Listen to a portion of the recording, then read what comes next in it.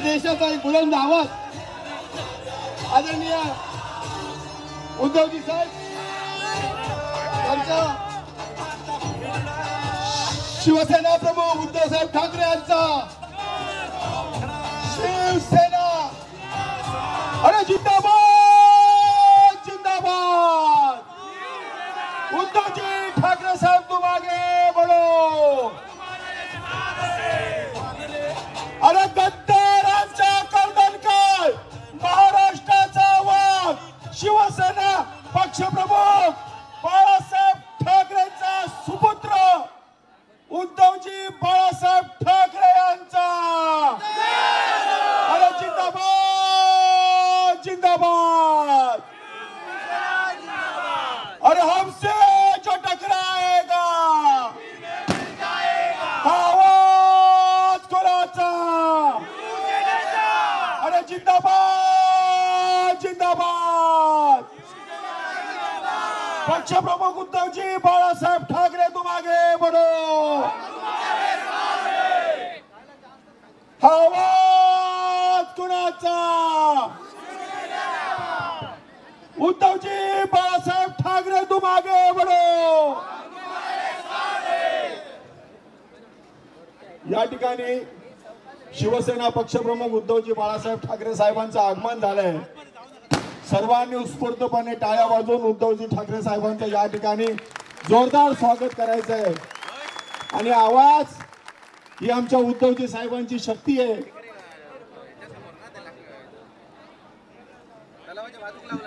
मी या ठिकाणी विनंती करतो, शिवसेना नेते कोकणाची तोफ भास्करजी जाधव साहेब, छत्रपती शिवराय, हिंदुहृदय सम्राट, शिवसेना प्रमुख माननीय बाळासाहेब ठाकरे, आपल्या घटनेचे शिल्पकार भारतरत्न डॉक्टर बाबासाहेब आंबेडकर। उशीर खूप झालेला आहे, आपल्या सर्वांना माहिती आहे। आपल्या उभ्या हिंदुस्थानामध्ये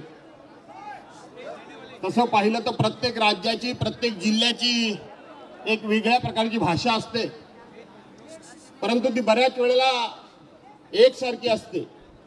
परंतु संपूर्ण देशामध्ये असा एकमेव जिल्हा आहे की ज्याची स्वतंत्र भाषा आहे, तो आपला सिंधुदुर्ग जिल्हा आहे। आणि त्या सिंधुदुर्ग जिल्ह्याच्या भाषेप्रमाणे एकच प्रश्न विचारतो, तुम्ही कसं असोस, बरं होयस ना, लढूक तयार आहेस ना? मग ठीक आहे, उद्धव साहेब आदेश द्यायला आलेले आहेत, लढायला तयार आहात ना, ते तयार राहा असं सांगतो। आपल्या फोनची रजा घेतो। जय हिंद, जय महाराष्ट्र।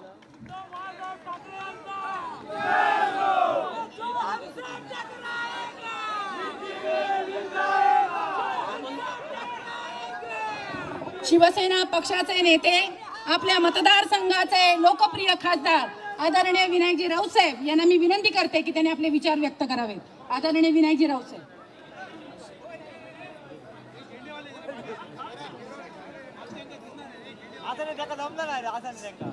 सिंधुदुर्ग रत्नागिरीच्या या कुटुंब संवादासाठी शिवसेना पक्षप्रमुख माननीय उद्धवजी ठाकरे साहेबांचं या ठिकाणी आगमन झालेलं आहे। आणि उद्धव साहेब, ज्या ज्या वेळेला तुम्ही या जवाहर चौकामध्ये येऊन शिवसैनिकांशी आणि मतदारांशी सुसंवाद साधता, त्या प्रत्येक वेळेला या सावंतवाडीकर जनतेने शिवसेनेचे खासदार आणि शिवसेनेचे आमदार प्रत्येक वेळेला निवडून दिलेले आहेत। अर्थात त्याच्यातले काही बेईमान झाले, काही गद्दार झाले, पण कोणत्याही परिस्थितीमध्ये आज सावंतवाडीमध्ये ज्यांना सांभाळलं, ज्यांना मंत्रिपद दिलं, ज्यांना भरभरून दिलं, तरी सुद्धा ज्यांनी बेईमानी केली त्या बेईमान लोकांना गाडायचं आणि निष्ठावंतांना निवडून द्यायचा निर्धार करायला आज उद्धव साहेब त्या ठिकाणी आलेले आहेत। आणि मला माहिती आहे,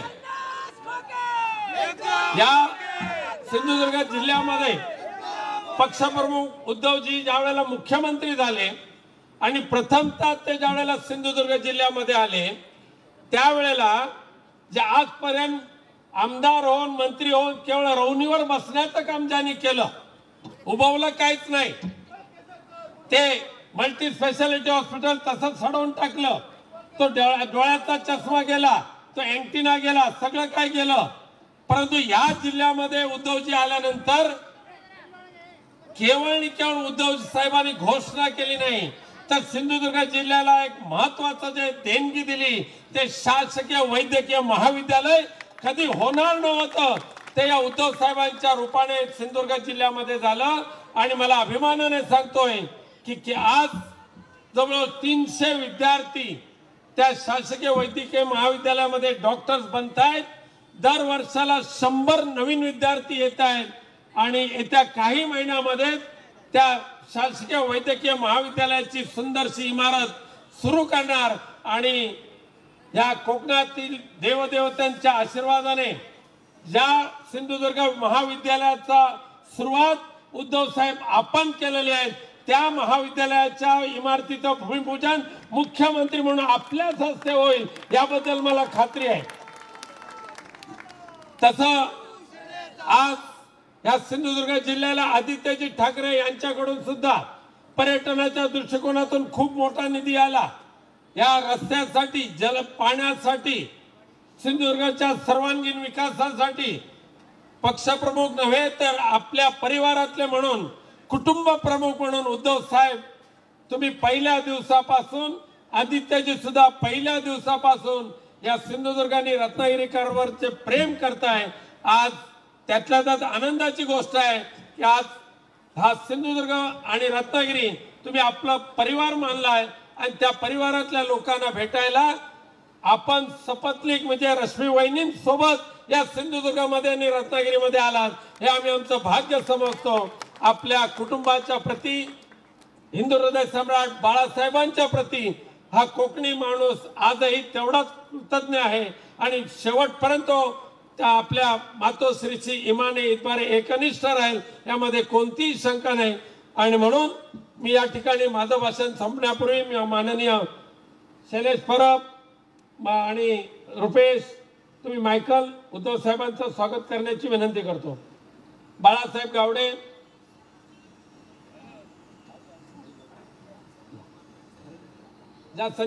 संजय पडते, इथला माईक आण बाबा. हा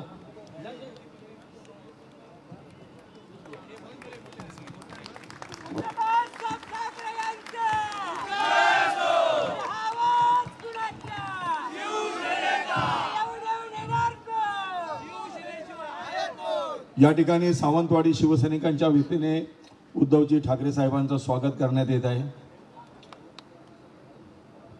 या ठिकाणी या जनसंवाद सभेला शिवसेना पक्षप्रमुख माननीय उद्धवजी बाळासाहेब ठाकरे उपस्थित सर्व जनतेला संबोधित करतील.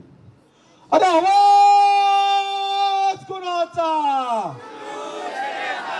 उद्धवजी ठाकरे साहब तुम आगे बढ़ो.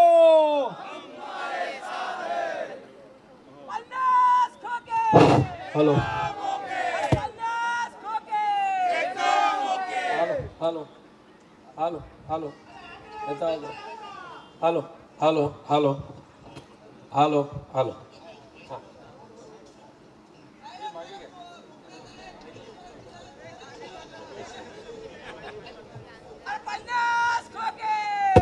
जमलेल्या माझ्या तमाम हिंदू बांधवांनो, भगिनी आणि मातांनो, मगाशी भास्करराव बोलत होते तेव्हापासून यांचा आग्रह आहे. नाही जाऊ द्या, आज रविवार आहे, कोंबडी वडे तर झालेच पाहिजेत ना. आता त्याचं जे काय करायचं होतं पिसं काढायची ती तुम्हीच काढलेली आहात. कोंबडी चोराची पिसं तुम्हीच काढले. आणखीन काही नवीन उगवली असतील तर ती पण उपटून टाका. आणि मी इथे एवढा आलोय उगाच माझं तोंड खराब करून घ्यायला आलेलो नाही. मी तुमच्यासाठी मी विनायकना सांगितलं की हा जनसंवाद नाही, हा कुटुंब संवाद आहे. तुम्ही माझं कुटुंब आहात. आणि अनेकदा मी बोललेलो आहे की आजपर्यंत महाराष्ट्राला अनेक मुख्यमंत्री लाभले, या पुढे सुद्धा लाभतील. पण मी असा भाग्यवान आहे की अनपेक्षित मला मुख्यमंत्री व्हावं लागलं होतं. एक 2-2.5 वर्षाच्या कालखंडामध्ये मी काय केलं हे लोकांसमोर आहे, तुमच्या समोर आहे. आणि कोणालाही नाही असं प्रेम, ते म्हणजे मला तुम्ही सगळेजण कुटुंबातलं एक सदस्य मानतात, हे माझं खूप मोठं भाग्य आहे. आणि म्हणूनच मी जनसंवाद हा शब्दच काढून टाकलेला आहे. कारण ते मन की बात, वन की बात ते सगळं तिकडे आहे. आपल्याकडे ती दिल की बात आहे, दिल की बात.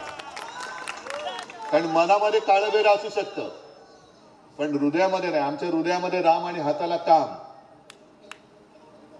आणि म्हणूनच तुम्ही पाहिलं असेल की गेले काही दिवस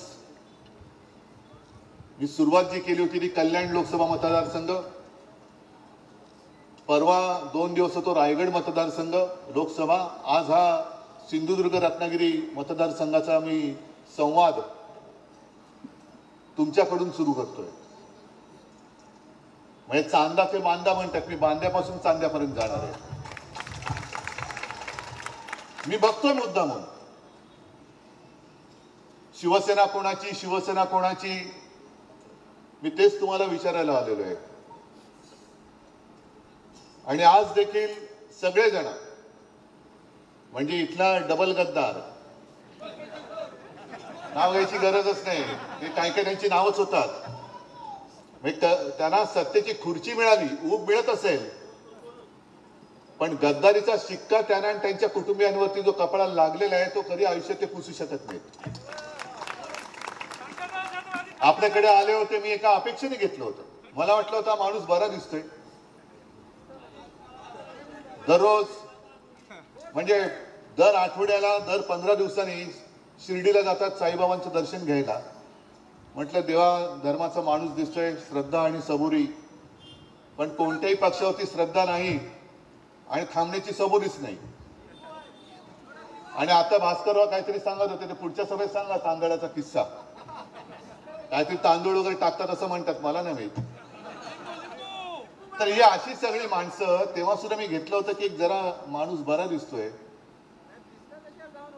पण कसं काय आणि कसं काय, कारण म्हणजे बाहेरून आल्याबरोबर त्याला उमेदवार दिली, तुम्ही सुद्धा निवडून दिलं, मी त्याला तेव्हा मंत्री केलं. पण पुन्हा ते आहे ते गद्दारी नसा नसा भिडली म्हटल्यानंतर गद्दार तो गद्दार असतो, कधी इमानदार होऊच शकत नाही, होऊच शकत नाही. मी आता विमानतळावरती उतरल्यानंतर काही पत्रकार आले होते तिकडे, तिथले काही समोर आले असतील, अमुक ह्याच्यावरती बोला, तमुक ह्याच्यावरती बोला. परवा जो एक गोळीबार झाला, आला ना तुमच्यापर्यंत आवाज, कोणी केला हे आता म्हणजे तुम्ही लक्षात घ्या की शिवसेनेने कोकणला कसं वाचवलं आणि तुम्ही सुद्धा कसे वाचलात. तेव्हा जर का विनायक राऊत आणि आपले सगळे लोक तुम्ही निवडून नसते दिले तर आज कोकणची काय हालत झाली असती. त्याच वेळेला तुम्ही गुंडांना चेचून टाकलं, ठेचून टाकलं. आता जी काय वळवळ एका मतदारसंघात राहिले ती सुद्धा या वेळेला सुपडा साफ करून टाकायची. हे गुंडांचा सुपडा साफ नाही, कोकण एकदम साफ करून टाकायचं. जसं मध्ये मोदीजींचे फोटो आले ना मंदिरात साफसफाई करताना, चकचकीत लादी. अरे फोटो आहे, मी ते तुम्हाला सांगतोय. फोटो म्हणजे लादी चकचकीत, आजूबाजूला कोणीही नाही, आणि हे घेऊन लादी पुसतायत किंवा लादी खराब करतायत, लादी पुसतायत. तसं तोच झाडू घेऊन यावेळेला जो एक मतदारसंघ राहिलाय तिकडनं सुद्धा घाण साफ करून टाकायची. इथून तर करायचीच आहे, सावंतवाडी तर करायचीच, आणि बाजू सुद्धा एक जी आहे ती करायचीच. बाकी वैभव तर बसलेलंच आहे, त्यांनी गेल्या वेळेला साफ केलेली आहे. आणि तुमच्या आशीर्वादाने विनायक राऊतांनी लोकसभेत सुद्धा साफ करून टाकलेलं आहे. गणपत गायकवाडीने जो गोळीबार केला त्याचं पटकन ते व्हिडिओ चित्रीकरण बाहेर आलं. कोणी मागितलं होतं? सीसीटीव्ही फुटेज कोणी मागितलं होतं? आलं. मी मुद्दामून तुम्हाला या गोष्टी सांगतोय कारण कोणी न मागता गणपत गायकवाडीने केलेल्या गोळीबाराचं सीसीटीव्ही फुटेज हे तुमच्यापर्यंत पोहोचलं. पण लबाडाने जो एक निकाल दिला आणि शिवसेना मिंद्याची सांगितली, यांची शिवसेनेची घटनाच नाही, शिवसेनेमध्ये पक्षप्रमुख पदच नाही, मग ती सुद्धा जी आम्ही फिल्म दाखवली त्याचं चित्रीकरण आमच्याकडे नाही मागितलं, आयोगाकडे मागितलं. आयोगाने सांगितलं आमच्याकडे नाही, आणि ते चित्रीकरण आम्ही जनतेच्या न्यायालयात तुम्हाला समोर ठेवलेलं आहे. हा फरक लक्षात घ्या. हे जरा मला बोलू दे ना जरा थोडा वेळ. तर हे चित्रीकरण दाखवावं लागलं. पण गणपत गायकवाडांचं चित्रीकरण हे कोणीही न मागता दिलं सोडून. आणि गणपत गायकवाडांचं जे काही चित्रीकरण आहे, सीसीटीव्ही फुटेज, गरजच नाही, कारण गणपत गायकवाड ते कबूलच केलेलं आहे की होय मीच याला गोळ्या घातल्या. आणि गोळ्या का घातल्या त्याची चौकशी होणार आहे की नाही. मी गणपत गायकवाडांची बाजू घ्यायला आलेलो नाही, अजिबात नाही. पण गणपत गायकवाडांनी सांगितलं की हा मिंदे जर का राज्याचा मुख्यमंत्री असेल तर या राज्यात गुंडांची पैदास होईल. आणि या मिंदेनीच मला गुंड बनवलं. कारण ज्या वेळेला पोलीस स्टेशनच्या आवारात गणपत गायकवाडांच्या मुलाला धक्काबुक्की झाली, मारहाण झाली, तेव्हा पिसाळून एक बाप म्हणून मी गोळीबार केला, असं गणपत गायकवाडांचं स्टेटमेंट आहे. आणि त्याहीपेक्षा पलीकडे जाऊन एका जागेचा वाद असेल कोण बरोबर कोण चूक, न्यायालय ठरवेल. भाजपा में आ जाओ, आपको पद मिलेगा, मोदी गॅरंटी आहे. 19 तारखेला येतात मोदीजी, बघू. या पद्धतीने तुम्ही जर का कारभार करणार असाल तर कठीण आहे. मोदीजीने मला एकच सांगायचं की मोदीजी आम्ही तुमचे शत्रू नव्हतोच, आजही शत्रू नाहीच. आम्ही तुमच्या सोबत होतो, शिवसेना तुमच्या सोबत होती. गेल्याही वेळेला आम्ही युतीचा प्रचार केला होता. आमचे विनायक राऊत आणि सगळे इथून जे निवडून आले म्हणून तुम्ही तिकडे पंतप्रधान बसलात. पण नंतर तुम्ही आम्हाला दूर टाकलं. आज देखील आम्ही हिंदुत्व सोडलेलं नाही, सोडू शकत नाही. भगवा झेंडा आमचा कायम आहे. पण या भगव्या झेंड्यामध्ये छेद मारण्याचं काम भाजपा करतंय. मोदी साहेब, हे सगळी तुमची जी काही पिलावळ आहे ना, यांनी जर का आजपर्यंत देशाचं काम केलं असतं तर तुम्हाला ही पक्ष फोडाफोडीची वेळच आली नसती. लोकांनी पुन्हा तुम्हाला डोक्यावर घेऊन निवडून दिलं असतं. सगळे ED, income tax, CBI, police, जरा देशामध्ये फिरा ना. आम्ही जसे फिरतो तसे फिरा. उद्धव ठाकरे काय कोकणवासी काय म्हणतायत हे इथे विनायकजी तुम्ही सांगितलं. मी या काय काय गोष्टी मी आता लक्षात पण ठेवलेलं नाही. कोकणासाठी मी काय केलं. मेडिकल कॉलेज परमिशन दिली ना की नाही दिली. त्याच्याही आधी मी एका मेडिकल कॉलेजला परमिशन दिली होती. आता मला काय माहिती तिकडे मेडिकल कॉलेज उघडले तर कोंबड्या ठेवायचं कारखाने उघडले, गोरामने उघडले. पण मी पक्ष नाही पाहिला, माणूस नाही पाहिला. माझ्या कोकणामध्ये एखादी चांगली गोष्ट होत असेल तर कोणी असेल, माझी जबाबदारी आहे. मी त्याच्या आड येणार नाही. चांगल्या गोष्टीच्या आड मी कधी आलेलो नाही, येणार नाही. अगदी माझ्या विरोधकांनी ती करत असला तरी मी आलेलो नाहीये. ही वृत्ती आहे आमची. याला शिवशाही म्हणतात. पण हे सरकारचं मेडिकल कॉलेज होऊ नये म्हणून कोण तिकडे जाऊन बसलं होतं, झारीतले शिवप्रचारक कोण होतं, याचं नाव मला घ्यायला लावू नका. मला थेट त्या मग आरोग्यमंत्र्यांशी बोलावं लागलं, मनसुख मांडविया, कारण ते माझ्या परिचयाचे आहेत. मी त्यांना बोललो आणि त्यांना सांगितलं की तुम्ही अशा अडकाठ्या आणू नका. तुमचा कोणतरी बोलतोय म्हणून तुम्ही माझ्या जनतेवरती का अन्याय करता. एक तर स्वतः काही करायचं नाही, दुसऱ्याला काही करू द्यायचं नाही, आणि दुसरं गटार फुटल्यासारखं बडबडत राहायचं. त्यांच्या नारी कोणी लागत नाही आणि लागू सुद्धा नका. विसरून जा त्यांना, ते कधी होते हे सुद्धा आता मनात ठेवू नका. कारण त्यांचा काडीचाही उपयोग आता कोकणाला आणि राज्याला राहिलेला नाही. विसरून जा. आज मी तुमच्या समोर आले ते एवढ्यासाठी आलेलो आहे की अजूनही निवडणुकीचं रणशिंग फुंकलं गेलेलं नाहीये.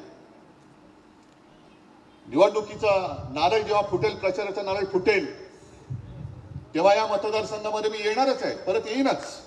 तो काय प्रश्न नाहीये. आणि मला खात्री आहे मी नुसता प्रचारालाच येणार नाही तर विजयाच्या सभेला सुद्धा मी येणार आहे. मी विजयाच्या सभेला, कारण कोकण माझा आहे. सगळे कोकणवासी जे आहेत, तुमच्यावरती त्यांनी जुलूम जबरदस्ती तेव्हा केली होती, तरी देखील तुम्ही ताठ पाण्याने उभे राहिलात. आणि मला आठवत आहे की एक काळ मधला असा होता की गुंडागर्दीचं इकडे थैमान होतं. आपले गोवेकर काय, आणखीन सगळी ही नावं, वैभव बसले त्याच्या काकांचं, त्याच्यानंतर सत्यविजय श्रीधर नाईक, सत्यविजय भिसे, ही सगळी नावं, ही कशी कोण होती, काय होती, यांचा अजूनही पत्ता लागलेला नाही. पण तेव्हा जर का तुम्ही कीड चिरडली नसती तर ही परंपरा, ही यांची घराणेशाही, गद्दारांची घराणेशाही ही आज पण चालू राहिली असती. माझ्यासमोर मी मुख्यमंत्री असताना काही प्रकल्प जरूर आले होते. वैभव, तू पण आला होता, आपले सगळे इथली लोक आली होती. मग पर्यटनाबद्दल असेल, आदित्य तेव्हा पर्यटन मंत्री होता. कोकणाला चांगला सागर किनारा लाभलेला आहे, त्याच्यासाठी सुद्धा आपण एक धोरण ठरवत होतो. आणि पर्यटनासाठी एक असा प्रकल्प माझ्यासमोर आला होता. मी म्हटलं याची खातरजमा करा आणि गो अहेड. कोणता प्रकल्प होता? पाणबुडी पर्यटन प्रकल्प, सबमरीन. मी गो अहेड दिला त्याला. दुर्दैवाने यांनी गद्दारी करून सरकार पाडलं आणि मधल्या काळामध्ये एक नौदल दिन साजरा झाला. इकडेच किनाऱ्यावरती झाला होता ना, मालवणला, त्यामुळे आपल्याच किनाऱ्यावरती. मला पण बरं वाटलं की अरे, अटलजींच्या सुद्धा जे लक्षात आलं नाही ते यांच्या लक्षात आलं. आणि नौदल दिन प्रथमतः मला माझ्या माहितीप्रमाणे कोकणामध्ये साजरा झाला. सगळं तो आपला काय ती शक्ती प्रदर्शन झालं. प्रधानमंत्री आले. माझी अशी अपेक्षा होती की प्रधानमंत्री पहिल्यांदा किंवा काही वर्षानंतर कोकणात येत असतील तर कोकणाला काहीतरी भरघोस देऊन जातील. कारण निसर्ग चक्रीवादळात आले नाहीत, टोकतेच्या वेळेला आले नाहीत. त्या संकटामध्ये एक पैसा त्यांनी महाराष्ट्राला दिला नाही, ना कोकणाला दिला ना महाराष्ट्राला दिला. अवकाळीचा पैसा दिला नाही, संकटात पैसा दिला नाही. आता महाराष्ट्र आपल्या ताकदीवरती उभा राहतोच. आणि महाराष्ट्र नुसता ताकदीवरती स्वतः उभा नाही राहत, तर स्वतःच्या ताकदीवरती देश सुद्धा उभा करतो. ही महाराष्ट्राची ख्याती आहे. पण मला असं वाटलं होतं की पंतप्रधान येत आहेत, काहीतरी भरघोस देऊन जातील. दिलं काहीच नाही. जाताना पाणबुडी, तो सबमरीन प्रकल्प गुजरातला घेऊन गेले. म्हणजे तुम्ही येताय, आता मला अशी भीती वाटते की ते आता महाराष्ट्रात वारंवार यायला लागलेत. देण्यासाठी येत नाही येत. मला भीती असे वाटते की जिथे येतात तिकडनं काय ते गुजरातला घेऊन जाण्यासाठी येतात की काय इकडे चल दे, काय इकडे घे. हे असे पंतप्रधान आपल्याला पुन्हा पाहिजेत. मी मुद्दामून, कारण हे पाठ करून बोलणं फार अवघड आहे.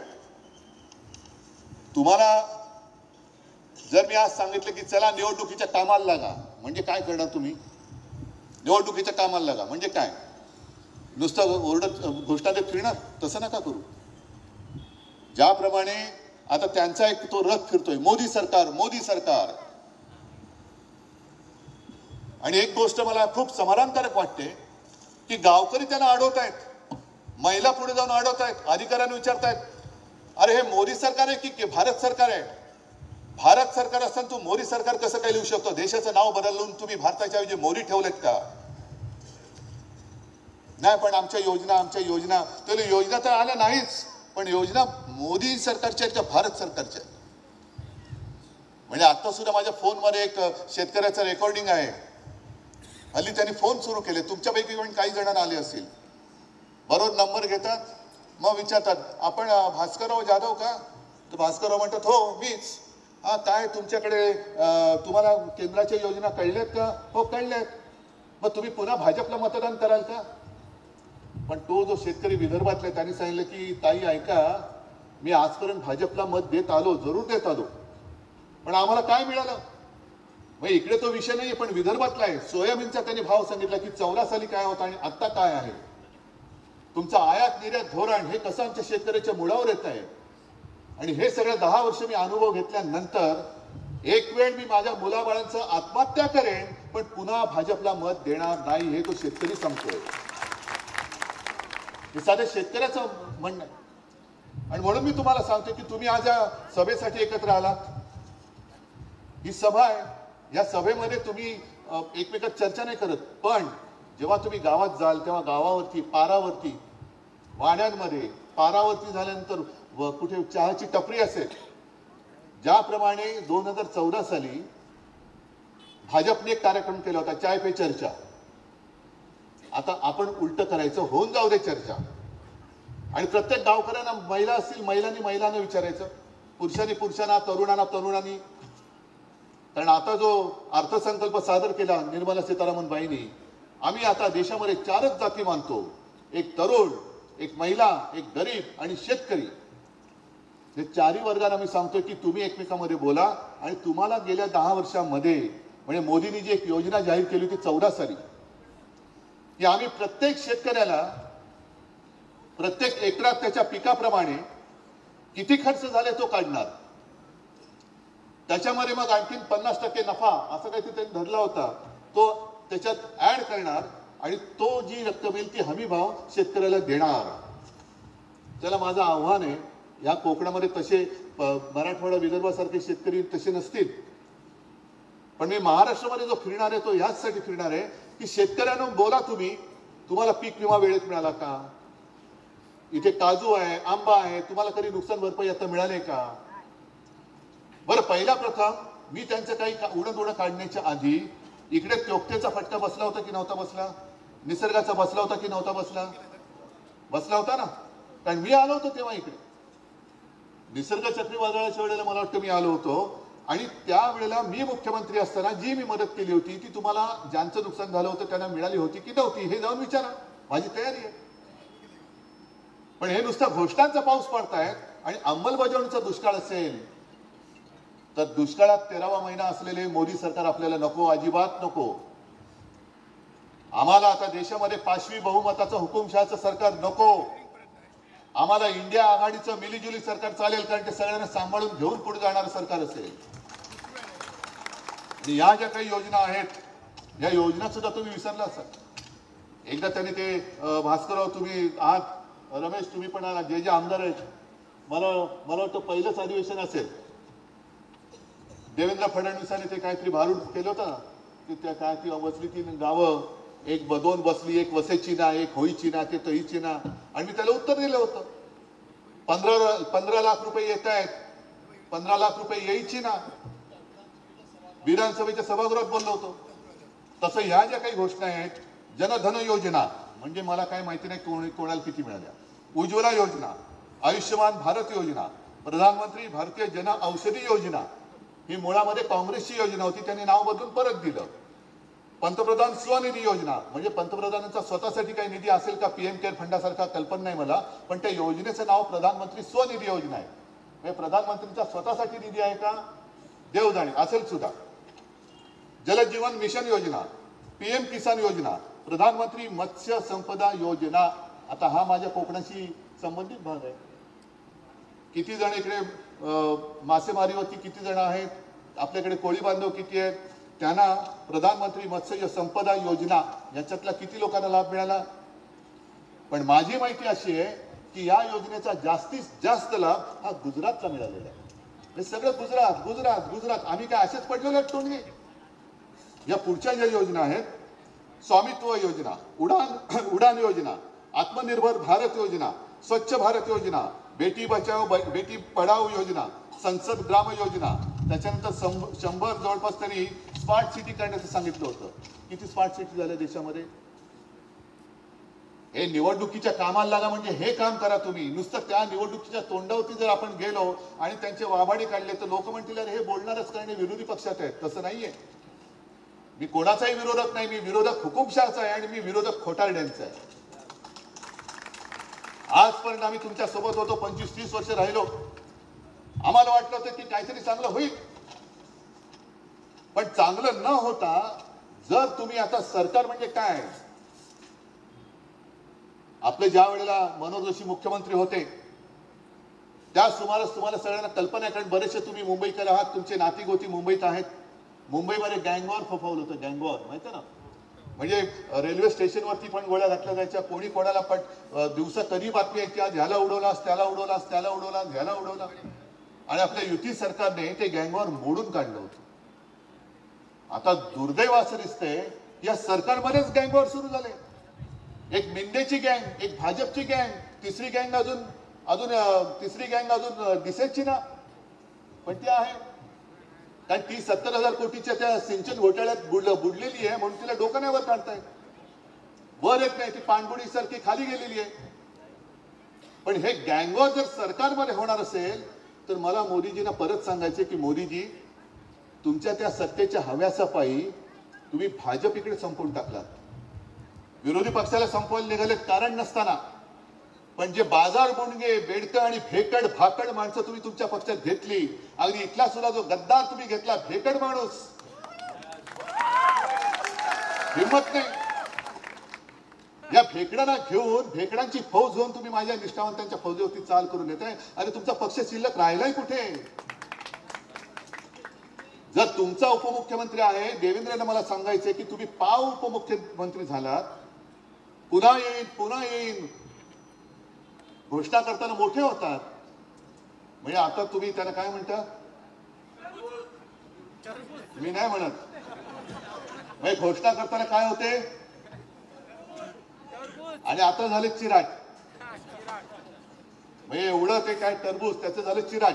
तरी तुम्हाला काय पटत नाही, तरी तुम्ही अजून धंदे करताय फोडाफोडीचे. अहो रात्र रात्र जागून मी आजारी असताना, मी जेव्हा काही हालचाल करू शकत नव्हतो, तेव्हा तुम्ही हुडी वगैरे घालून या सगळ्या काळ्या रात्रीच्या ज्या काही करामती केल्या त्या तुमच्या पक्षावरती उलटल्या जातात. तुमचा पक्ष संपलाय, तुमचा पक्ष संपलाय. माझी शिवसेना आहे तिकडेच उलटा आणखीन वाढले, फोफावले, आणखीन फोफावले. जिथे जातोय तिथे माझ्यासोबत लोक येत आहेत. आणि विशेष म्हणजे हिंदू तर आहेच, पण रायगडच्या 2 दिवसाच्या दौऱ्यात मोठ्या प्रमाणात मुस्लिम लोक बरोबर आले होते. कारण त्यांना पण कळते की अरे यांचं हिंदुत्व वेगळं आहे. यांचं हिंदुत्व म्हणजे धर्मामध्ये आगी लावणारं हिंदुत्व नाहीये. आमचं हिंदुत्व हे घरातली चूल पेटवणारं हिंदुत्व आहे आणि तुमचं हिंदुत्व हे घर पेटवणारं हिंदुत्व आहे. आणि म्हणूनच मी हा संवाद दौरा सुरू केलेला आहे. कारण तुमच्याशी तुम्हाला कळलं पाहिजे की अरे आहे कोणतरी यांच्याशी लढणार आहे. ही लढाई मी लढतोय, ही लढाई तुमच्या ताकदीवरती लढतोय, तुमच्या भरोशावरती, तुमच्या आशीर्वादावरती. अजूनही भारतीय जनता पक्षाला कळत नाही की हा उद्धव ठाकरे एकटा याचा पक्ष फोडला, पक्ष चोरला, निशाणी काढली. यांच्या लोकांवरती आम्ही ईडी, इन्कम टॅक्स, सीबीआय सगळं लावतोय, तरी सुद्धा उभा कसा? कारण उद्धव ठाकरेचा जीव हा समोर बसलेला आहे. उद्धव ठाकरेची ताकद ही समोर आहे आणि ही ताकद यांचं संरक्षक कवच जोपर्यंत हे माझं वडिलोपार्जित कवच आहे. होय, मी घराणेशाहीचा वारसा घेऊन पुढे चाललेलो आहे आणि हे जोपर्यंत माझ्या सोबत आहे तोपर्यंत असे किती गद्दार होत मला त्याची पर्वा नाही. कारण गद्दारांना गाडण्याची मला गरजच नाही. तुम्हीच बसल्यात तिथल्या तिथे चिराट्यासारखं ते फोडून टाकाल तुम्ही. आणि ही निवडणूक ही फार महत्वाची आहे. दरवेळेला निवडणूक ही महत्वाची असतेच, पण यावेळीची निवडणूक ही फार महत्वाची ती एवढ्यासाठी आहे की दरवेळेला 26 जानेवारीला आपण प्रजासत्ताक दिनाच्या शुभेच्छा देतो. हल्ली ते एक मोबाईलमुळे ते झाले, happy Ganapati Chaturthi, happy Diwali, happy new year, happy ते. तसं प्रजासत्ताक दिनाच्या पण शुभेच्छा. मला फक्त एवढीच धास्ती की जर यावेळेला पुन्हा हे राक्षस तिकडे बसले ज्यांनी गँगवॉर आज मुंबईमध्ये सुरू केलेले आहे, हेच जर का पुन्हा तिकडे बसले तर पुढचा 26 जानेवारी उजाडणार नाही, प्रजासत्ताक दिन असणार नाही, तो हुकुमशाह सत्ताक दिन आल्याशिवाय राहणार नाही. आणि त्याच्यासाठी तुम्हाला सर्वसामान्य जनतेला एकवटून ही हुकुमशाही गाडावी लागेल. आणि मला खात्री आहे की या उन्हामध्ये, कारण आता अजूनही फेब्रुवारीचा पहिला आठवडा आहे, निवडणुका तर मार्च एप्रिलमध्ये रणरणच्या उन्हामध्ये होणार, पण आज सुद्धा उन्हामध्ये तुम्ही आलात. आज तर रविवार, म्हणजे खरं कोंबडी चोराचा नाही, कोंबडी वड्याचा वार, तरी देखील तुम्ही आलात म्हणजे तुम्ही निश्चयाने आलेला आहात. अनेकदा आपण टीव्हीवरती बघतो की यांच्या बैठकीमध्ये, मिटिंगमध्ये खुर्च्याच खाली असतात. आमच्याकडे जे उभे आहेत त्याला खुर्च्याच नाही आहेत, कारण इकडे एक सुद्धा भाड खाऊ नाही आलेला, इकडे एक सुद्धा भाड खाऊ आलेला नाही. माझ्याकडे खाण्याची माणसं नसतात, माझ्याकडे रक्ता मांसाची आणि माझ्या हृदयाशी जोडली गेलेली माणसं असतात. आणि या सगळ्या तुमच्या माझ्या हक्काच्या, नात्याच्या, रक्ताच्या जनतेवरती भरोसा ठेवून मी लढाईला उभा राहिलेलो आहे. सोबत राहणार आहात, सोबत राहणार आहात. पण ज्या पद्धतीने त्रास देत आहेत, जुन्या केसेस बाहेर काढतायत, अरे काढा, थोडे दिवस आहेत, नंतर आमचे दिवस येतील तेव्हा बघा कशी तुम्हाला जाऊ दे. आता काही शब्द बाळासाहेबांचे आठवतात पण मला बोलता येत नाही. ठीक आहे, चक्रीवाढ व्याजासह, भास्करराव म्हणतात व्याजासह चुकता करू, म्हटलं नाही, चक्रीवाढ व्याजासह. आणि एकदा असं त्यांचं डिपॉझिट जप्त करायचं की सगळं सावंतवाडी विधानसभा असेल, हा सिंधुदुर्ग रत्नागिरी असेल, इकडे जे आपल्या अंगावरती आले त्यांचं नाव पुढची पिढी विसरून गेली पाहिजे. आहे तयारी? ठीक आहे, सगळ्यांना शुभेच्छा देतो. जय हिंद, जय महाराष्ट्र. जिंदाबाद जिंदाबाद. धन्यवाद. आता या ठिकाणचे आजची सभा संपलेली. उद्धव साहेबांचं दुसरी सभा कुडाळ येथे आहे आणि संध्याकाळी बद्दल सर्वांना धन्यवाद. जय जय महाराष्ट्र.